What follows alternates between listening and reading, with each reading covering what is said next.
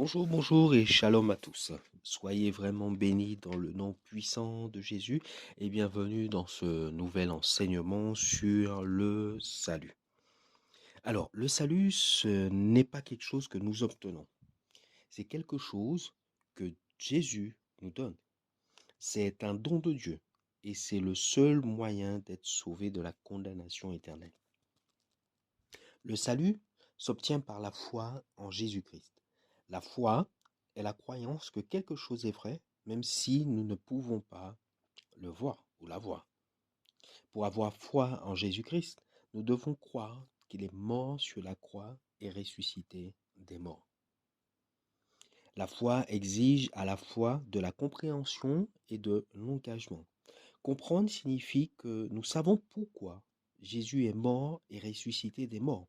L'engagement signifie aussi que nous sommes disposés à faire ce qui est nécessaire pour recevoir le salut. Pour recevoir le salut, nous devons croire en l'Évangile. L'Évangile qui est la bonne nouvelle de Jésus-Christ. L'Évangile n'est pas seulement une série de bons conseils moraux. L'Évangile est la bonne nouvelle que Jésus est notre Sauveur parfait et que par la foi, en lui, nous pouvons être sauvés de nos péchés. L'Évangile est la puissance de Dieu utilisée pour nous sauver de nos péchés. Je le redis encore. Il est important d'être sauvé car cela nous donne accès à la vie éternelle. La vie éternelle est la vie que Dieu a destinée aux hommes, aux êtres humains. La vie éternelle commence un peu avant notre naissance, à notre naissance, se poursuit jusqu'à notre mort et après notre mort. La vie éternelle est une vie libre de la douleur, de la souffrance et de la mort que nous vivons sur cette terre. Maintenant, nous allons commencer à répondre aux questions de base, comme d'habitude, le qui, le quoi, le pourquoi, le comment, le quand et le où. La première question qui est le qui est car quiconque invoquera le nom du Seigneur sera sauvé. Romains 10, verset 13. Maintenant, la question du quoi car le salaire du péché, c'est la mort, mais le don gratuit de Dieu, c'est la vie éternelle en Jésus-Christ, notre Seigneur. Romains 6, verset 23. Ensuite, nous avons le pourquoi. Mais Dieu prouve son amour envers nous en ce que, lorsque nous étions encore des pécheurs, Christ est mort pour nous. Romains 5, verset 8. Et maintenant, la question du comment. Car c'est en croyant du cœur qu'on parvient à la justice.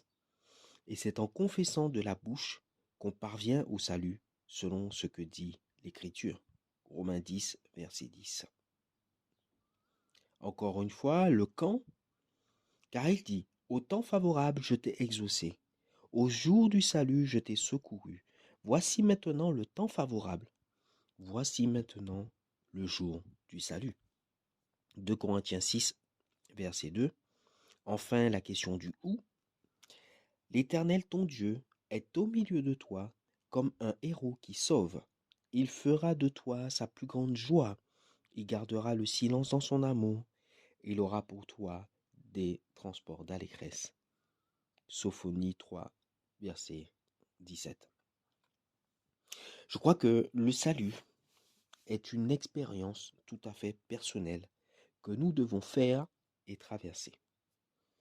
C'est le tournant principal de notre vie. Beaucoup de gens ou de personnes croient à tort qu'il s'agit d'un simple événement ponctuel et qu'une fois que vous avez été sauvé, vous êtes bien tel que vous êtes. Bien que cela soit un petit aspect du salut, ce n'est pas le seul.